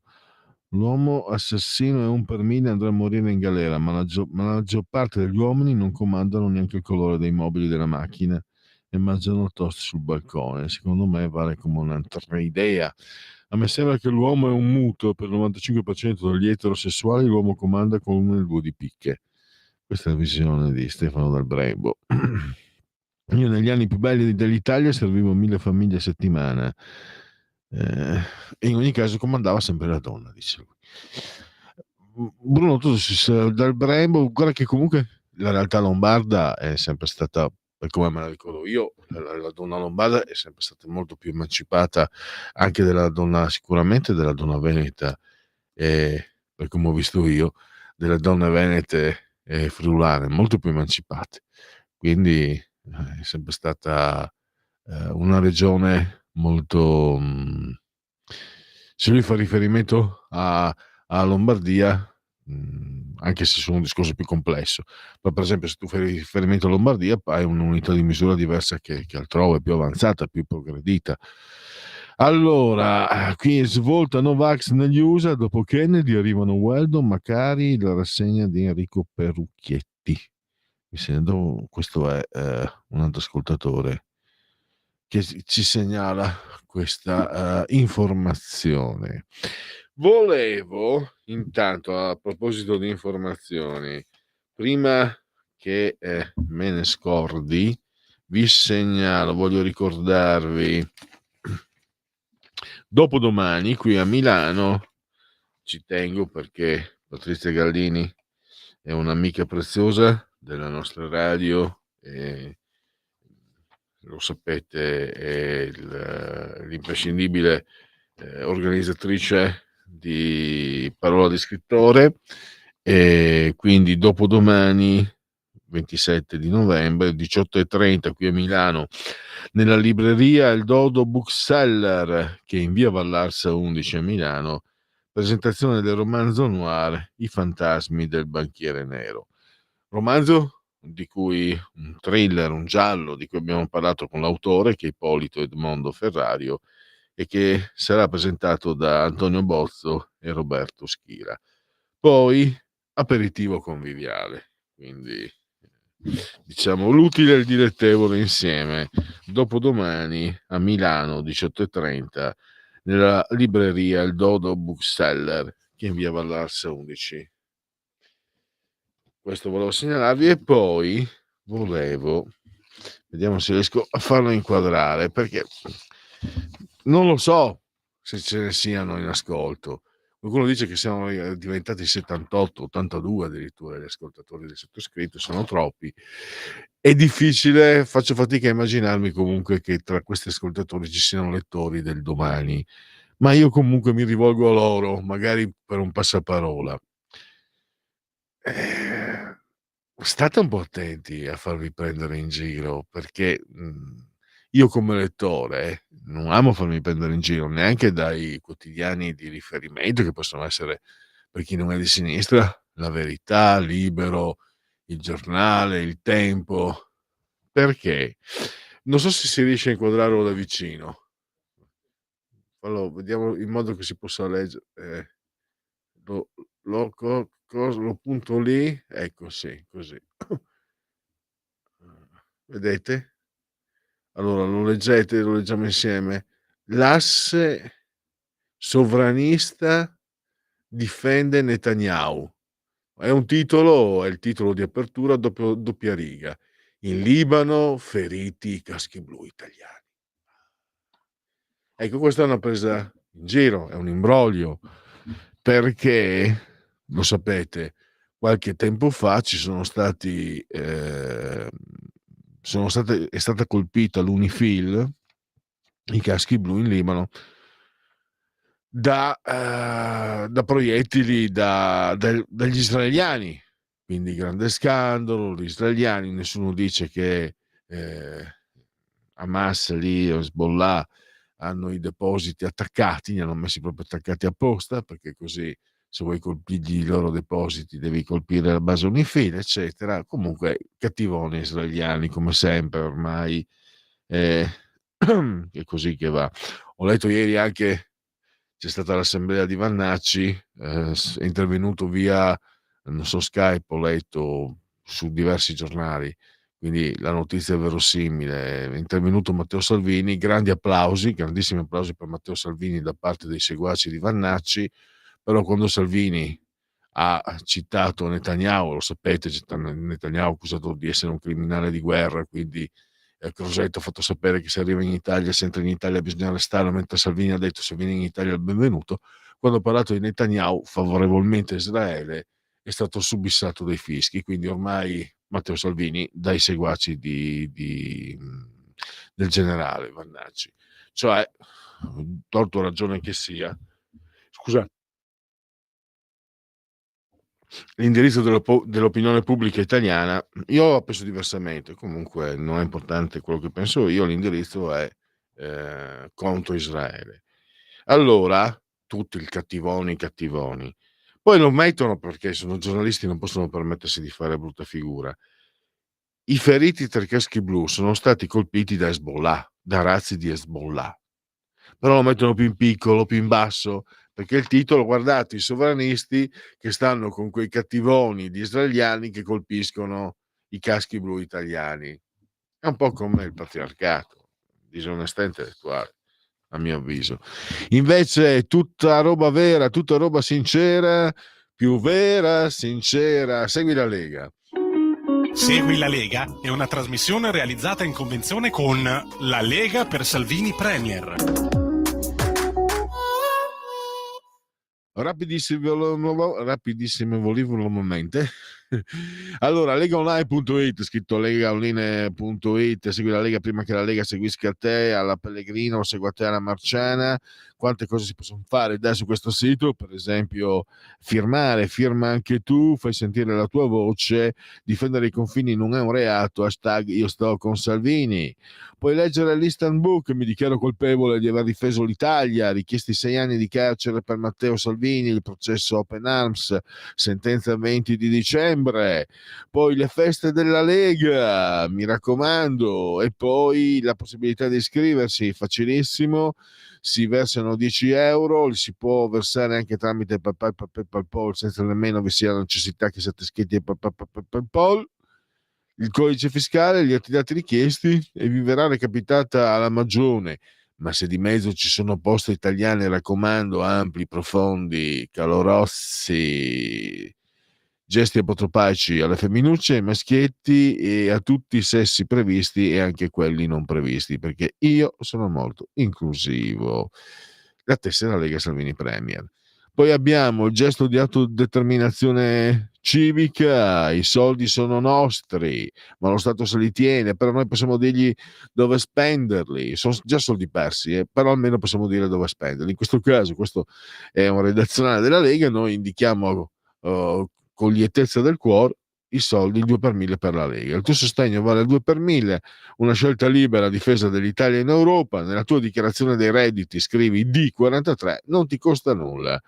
D43, D di Domodossola, 4 come le stagioni, 3 il numero perfetto. Infine le apparizioni radiotelevisive degli eroi della Lega e i suoi politici. Edoardo Rixi domani pomeriggio alle 17:15 su Sky TG24, la rubrica Economia. Mercoledì 27 novembre, stessa rubrica, stesso orario, stessa rete Sky TG24, ma con l'europarlamentare Isabella Tovaglieri. E ancora Tris venerdì però 29 di novembre con il responsabile economico della Lega, l'onorevole Alberto Bagnai, sempre rubrica Economia, sempre emittente Sky TG24, sempre alle 17:15, 5:15 del pomeriggio. Andiamo all'intervallo e poi riprendiamo con la terza pagina e parliamo del Friuli, parliamo di romanzi. Lo amiamo perché ci offre sempre le cose più buone e naturali. Linea Alberto Acerbis. Allora, buongiorno care amiche, buongiorno cari amici di Radio Libertà, da Alberto Acerbis. Allora, voglio darvi due consigli, a parte che dopo tanti e tanti anni sapete bene che per noi Natale è un momento importante perché c'è l'olio nuovo, c'è la raccolta delle olive e c'è il Natale. Quindi sapete che noi facciamo delle confezioni natalizie straordinarie, uniche, che non si trovano nei negozi, nelle botteghe, cioè non è quella confezione che tu paghi a Natale 40 euro, a Santo Stefano te la regalano se compri le mutandine, no, noi facciamo delle confezioni uniche con il nostro olio, i nostri prodotti genuini, straordinari, a un prezzo, abbiamo fatto un sacco di confezioni per accontentare tutti, però sono a numero chiuso. Se volete informazioni chiamate 030 68 40 408 oppure potete visitare il sito olioacerbis.com e ordinare anche da lì. Confezioni natalizie Acerbis, qualità, genuinità e amore per la terra. Chiamate o visitate il sito olioacerbis.com.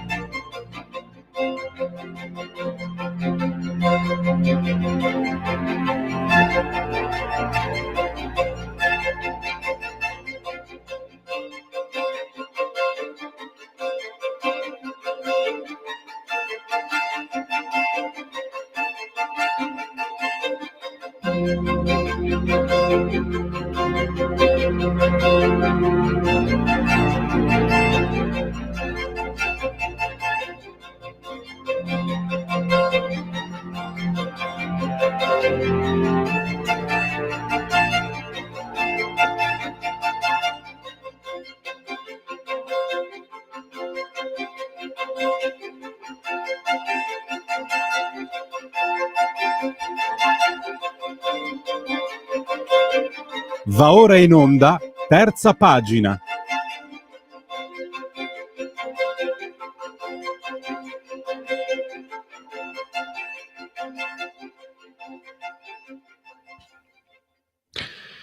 Allora, per la terza pagina parliamo di un romanzo storico e non solo, ce lo dirà l'autore, quale deve essere un po' il genere nel quale inserire questo romanzo, I figli di Miriam, una storia vera che attraversa i secoli e 2 continenti.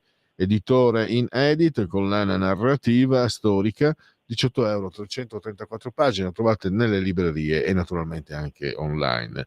L'autore è Danilo Narduzzi, un caro amico che è stato nel passato anche dirigente, amministratore, esponente politico della Lega e che attualmente è docente di lettere e storia, quindi è anche scrittore. Bentornato ai nostri microfoni, Danilo. Buongiorno Pierluigi, buongiorno a tutti gli ascoltatori. Allora, siccome io e te ci conosciamo da 2 o 3 anni, mi sono permesso di dire che questo un po' è il romanzo della vita, nel senso che fin da quando eravamo ragazzi ma io come te avevo questo tipo di sensibilità e di curiosità, che non è campanilismo, non c'entra niente, e che poi però interseca la storia del Friuli.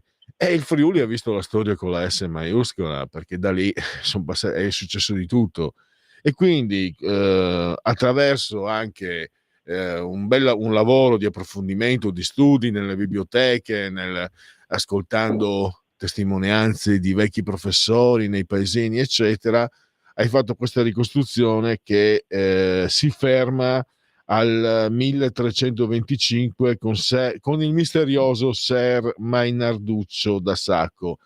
E da lì però ai giorni nostri c'è tutta la storia che si svolge nei 2 continenti, perché la nostra terra è anche una terra di immigrazione molto, molto forte, di diaspora, mi permetto di chiamarla per i friulani. Allora, parlaci, Danilo, è un'etichetta troppo limitativa quella di definirlo romanzo storico, I figli di Miriam? No, sicuramente è un romanzo storico nella misura in cui comunque racconta la storia del Friuli, ma anche della Lombardia, perché ci sono dentro anche storie della Lombardia, del nord Italia e dell'Italia, e la racconta attraverso però gli occhi dei suoi protagonisti diciamo così normali, potremmo dire. C'è una famiglia, anzi sono diverse famiglie collegate tra loro, insomma, per sangue, per rapporti di affari, per rapporti insomma che la vita ci mette davanti a un sacco di storie e di intrecci, e giustamente parte nel Medioevo, siamo ancora nel 1325, quindi un'epoca in cui veramente lontana, però da lì rapidamente di generazione in generazione, e seguendo quindi questo nucleo di famiglie, scendiamo incontrando i grandi accadimenti della storia, grandi accadimenti in tutte le loro forme, fino ad arrivare addirittura al Novecento, a superare il Novecento.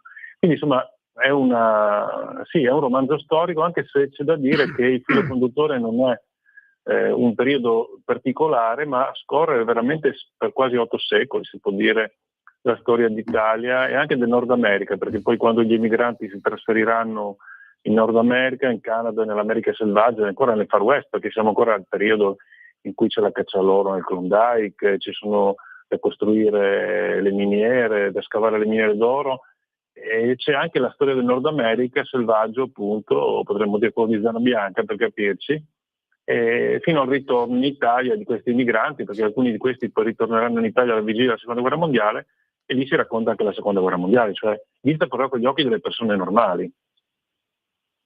Ecco, questo continuo scambio tra la normalità del popolo friulano e la grande storia, perché ci sono anche le guerre napoleoniche, ci sono le invasioni turche, le razzie turche, Certo, ci certo, sono... certo, perché ovviamente Ecco, si noda dal Medioevo. Faccio un esempio, compare la battaglia di Solferino, Magenta e Palestro, perché in queste famiglie da una parte c'è un soldato, un granatiere imperiale austriaco, arruolato, contadino, che viene arruolato, diciamo così, all'interno del discorso del Lombardo-Veneto, e dall'altra parte si troveranno invece i patrioti, cioè friulani in questo caso, che combattono invece a favore dell'Italia, quindi si schierano dall'altra parte.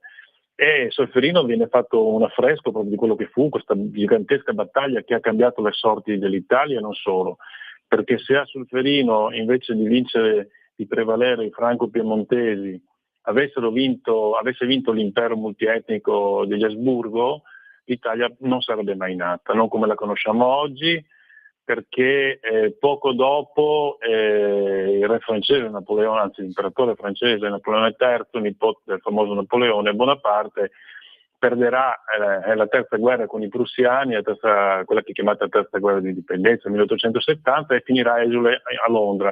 E senza l'aiuto dei francesi i piemontesi non avrebbero mai potuto sconfiggere gli austriaci. Quindi quella battaglia decise la sorte della nascita dell'Italia, oppure no. Ma se no, altrimenti, facendo un po' di fantastoria, probabilmente saremmo arrivati a un nord Italia che si sarebbe successivamente staccato, magari ricongiunto, ma l'Italia unita come la conosciamo oggi non sarebbe mai stata. la terra è anche una terra che è anche di emigrati, ma anche di forte scambio, perché fin dai tempi, ben prima del 1300, dei tempi greci, c'erano i commerci. Aquileia è ricca di testimonianze dell'antica Grecia, molta immigrazione che scendeva anche dalla Baviera, per esempio, molta emigrazione dalle terre slave. Quindi, come dire, si è concentrato in quel piccolo Sì, compendio dell'universo, si sono no. concentrati e mescolati veramente tanti tipi umani che Sì, rendono beh, anche... il Friuli, dici bene, è proprio un crogiolo in cui si incontrano i latini, si incontrano i celti e si incontrano gli slavi. Quindi Celti, ma quando dico Celti dico anche il mondo germanico, no? Quindi sostanzialmente il mondo germanico, quello latino e quello slavo, le tre grandi culture, le tre grandi, diciamo così, tre grandi ceppi etnici d'Europa, si incontrano proprio in Friuli, e il Friuli li accoglie tutti e tre in qualche maniera. E da lì nasce un po' anche la lingua particolare, no? Questa lingua ladina, insomma, di derivazione latina, ma con tanti termini che vengono dall'antico tedesco, dal germanico, dal franco, dal celtico e anche dallo slavo.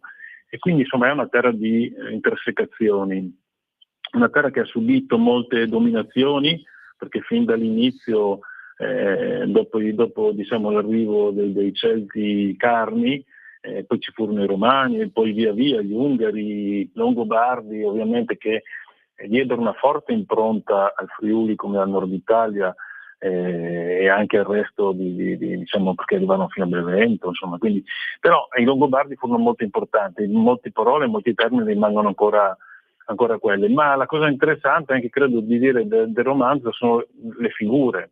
Ad esempio molte figure femminili che sono moderne, molto moderne per certi aspetti, come quella della cortigiana Abbondanza, che riesce a conquistare ad esempio l'amore del figlio di una famiglia importante, del conte Pitiani, e lui deve venire veramente con la famiglia ai ferri corti, perché la madre non vuole assolutamente questa unione. Alla fine nascerà pure un bambino, nascerà un figlio che sarà riconosciuto, ma che non potrà ereditare, diciamo, il titolo dei conti di famiglia, no? Perché è figlio di una popolana.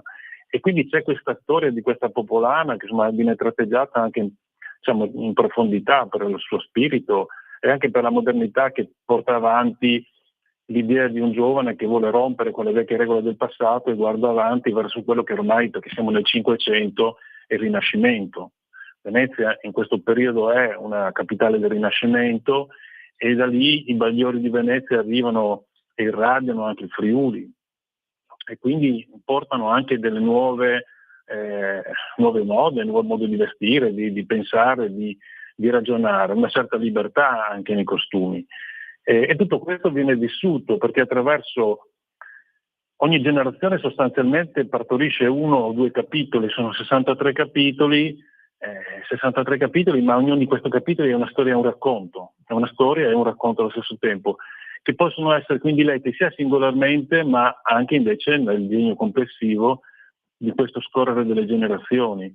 E se vogliamo dare un senso un po' a questo lavoro, il senso è che ognuno di noi, per arrivare ad oggi, dove appunto oggi che stiamo parlando in radio, chi ci ascolta, insomma chi in qualche modo vive il nostro tempo, deve cercare a volte di estraniarsi per rendersi conto che le radici che abbiamo sono molto più profonde di quel che può sembrare. Noi viviamo in un'epoca dove la fretta, il tempo non c'è mai, siamo sempre di corsa, tutto è precario, tutto passa, anche le guerre, anche le cose che sono così terribili, sembrano quasi un film che scorre davanti a noi, i titoli di coda di un telegiornale piuttosto che di un programma TV. E tutto finisce per essere macinato dal tempo, dalla storia, di questo tempo veloce che viviamo. Ecco, questo libro è un libro anche storico, cioè è un libro antimoderno. Ecco, un libro antimoderno perché invece ripropone l'idea della profondità che ognuno di noi ha e che deve ricercare dentro di sé, e che è uno scavo, no? Che facciamo e che ci rimette in connessione con la nostra identità. Non c'è identità se non ci sono radici. Mi sembra quindi, insomma, le radici che sia un libro che usa l'antidoto, l'ingrediente più che maggiormente si contrappone alla ferocia dei tempi moderni, la memoria. Mi sembra che si basi molto su questo. Volevo chiederti, Danilo, allora, lavoro storico, immaginiamo, insomma, il lavoro di ricerca, lavoro di analisi, elaborazione, un lavoro che hai fatto da studente e che fai da docente. Come romanziere, quale stile hai voluto, cioè che stile hai cercato con quale stile hai cercato di rendere quello che tu volevi? Ti sei riferito magari a certi modelli narrativi, tanti di noi ne hanno, o hai fatto delle scelte elaborate come per arrivare a questo romanzo che c'è descritto 63 capitoli, quindi hai già scelto anche un certo tipo di fatti che si dipanano attraverso precisi episodi, 63 capitoli come quasi racconti. No, Come ti sei cimentato domanda con lo stile?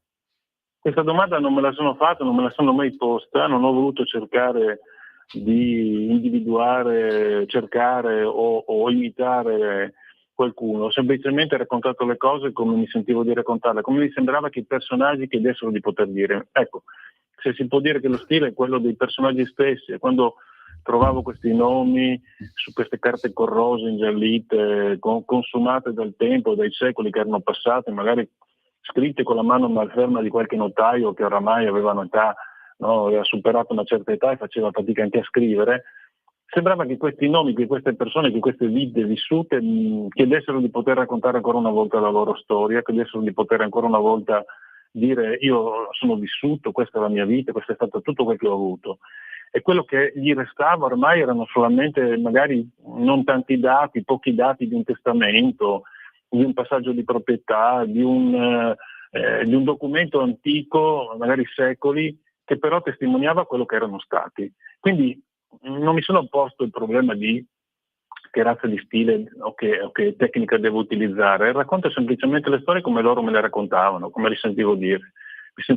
A volte tornavo a casa magari a sera dopo aver passato la giornata in archivio, mi sembrava quasi che mentre ero a tavola fossero seduti anche loro lì con me. So che può sembrare un'immagine un po' così, no? Da film horror, ma non è affatto, non c'è nulla di orrifico, anzi è stata una sensazione molto bella quella di entrare in comunione con persone che erano vissute e che pure attraverso queste poche tracce che restavano volevano ancora raccontare la loro storia, volevano ancora dire io ci sono stato, questa è stata la mia vita ed è stata l'unica cosa che ho avuto, perché un'altra possibilità non ce l'avrò. E quindi mi sono preoccupato di raccontare possibilmente le loro storie, ovviamente seguendo uno stile che poteva, se vogliamo, anche considerato tutto, tener conto dei tempi, nel senso che il racconto, quando si muove all'interno del Medioevo, ovviamente ha un tipo di linguaggio. Quando si muove nel Novecento o ad esempio nell'America... No, scusa, ti interrompo, era esattamente quello che volevo chiederti io, perché è un libro che attraversa 7 secoli di storia, quindi entrare, no, calarsi, riuscire a rendere dall'atmosfera del XIV secolo, e poi, perché magari raccontare, faccio per dire, una tragedia enorme come il terremoto del 76, Danilo, eravamo ragazzini, e può venire anche immediato e spontaneo raccontarla, ma come ti sei appunto hai appena spiegato come hai fatto, l'attenzione che hai posto, e sì, credo anche che quello che dici sui personaggi, e in fin dei conti non è così strano, perché si tratta di persone comuni, come siamo noi, come siamo quelli che ci hanno circondato fin da bambini, che forse non avrebbero mai potuto avere una testimonianza al di fuori della memoria, invece parlano nel tuo libro, nel tuo romanzo, prendono vita nel tuo romanzo, e quindi è chiaro che in qualche modo si crea, con chi li crea, non chi li crea, con chi dà loro voce, come hai fatto tu, è chiaro che si crei questo tipo di immagine. Non sono uno scrittore, ma mi è facile immaginare che si crei. Io ho una rubrica al venerdì di romanzi, intervisto scrittori tutte le settimane, ma anche durante la settimana, e di solito, insomma, si sente il sentimento di uno scrittore nei confronti dei personaggi a cui lui dà vita, e quindi non è strano che tu li rivedessi a cena con te la sera. Sì, ma io poi, ad esempio, se dovevo raccontare di un fatto, prima andavo a vedere quel posto, nel senso che, ad esempio, quando ho parlato del castello degli Arcano e della nascita di Elissa d'Arcano, che questa nobildona che nasce nel 1350, tra l'altro nasce praticamente in concomitanza con l'uccisione del patriarca nelle piane della Richinville, del patriarca d'Aquilea, che viene massacrato da un agguato di nobili. E lei nasce negli stessi giorni praticamente nel Castello d'Arcano. Io sono andato a visitare il Castello d'Arcano, l'ho girato in lungo e in largo, dentro, fuori, sono andato a vedere la Valle del Corno, sono andato a vedere dove sono successi questi fatti che racconto, in modo che effettivamente potessi mettermi proprio negli occhi di chi guardava in quel momento quella valle. Certo, la geografia è in parte cambiata, alcune cose sono cambiate, però l'ambientazione, molte cose sono rimaste. Il borgo antico che sorge abbracciato intorno al castello c'è ancora. Il castello è un castello del 1003 ed è ancora praticamente uguale, conservato benissimo, ancora praticamente uguale a come era in quegli anni, insomma. Quindi, insomma, ci sono molte cose che ho verificato personalmente. Dei monumenti che ho parlato rispetto agli artisti che li hanno fatti, scultori, sono andato a toccarli, guardarli, fotografarli, perché non è un libro scritto da lontano, un libro scritto da vicino col cuore, e anche andando a vedere con gli occhi le cose che devono essere raccontate, insomma. Quindi questo ho cercato di farlo in maniera più accurata possibile.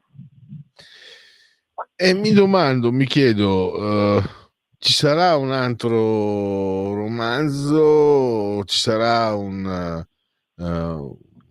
ulteriore, diciamo, viaggio tuo nello spazio e nel tempo del Friuli, o hai in mente di cimentarti con altri generi? Una curiosità, cosa farà l'autore Danilo Narduzzi prossimamente?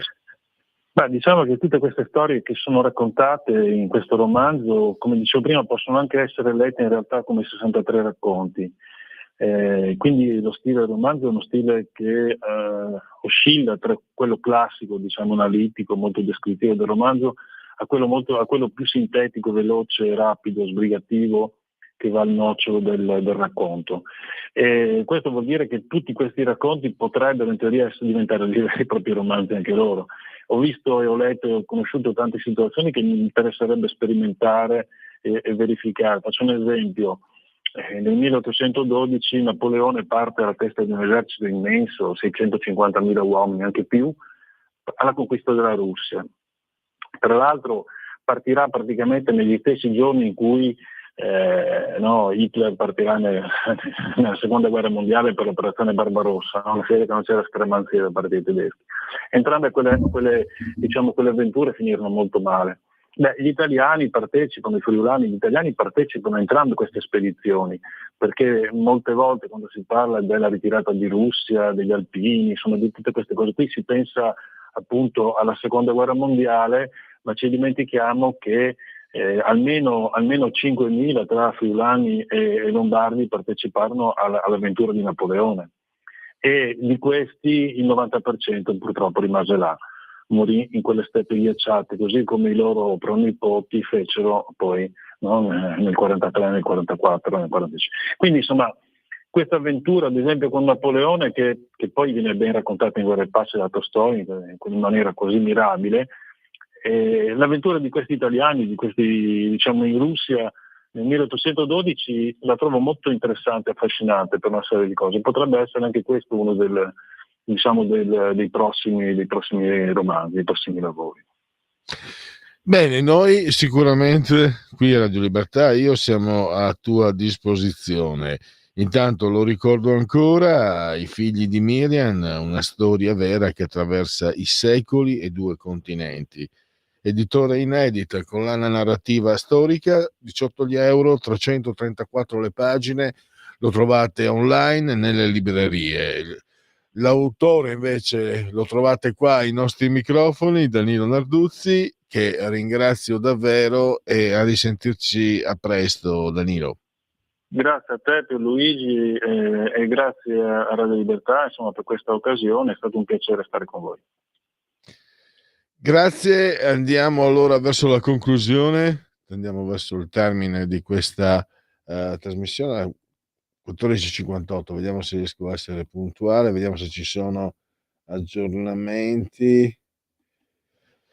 Ciao, Luca da Brescia mi scrive: da indipendentista i miei patrioti sono coloro che erano e combatterono per il Lombardo-Veneto e non certo i franco-piemontesi, con tutta la pattuglia di italici parve nulla. La mia casa è l'Austria, non certo la Francia e tantomeno il Piemonte savoiardo. Un abbraccio. Tu sai, Luca, però, che io ho il sangue francese e guardo sempre la France.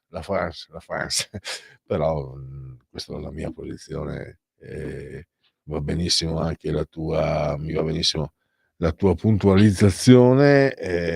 Qui è arrivato, non riesco a sentire questo messaggio, quindi è un messaggio vocale, però prima bisogna sentirli perché altrimenti potrebbero esserci brutte sorprese, anche se magari sicuramente non è questo il caso.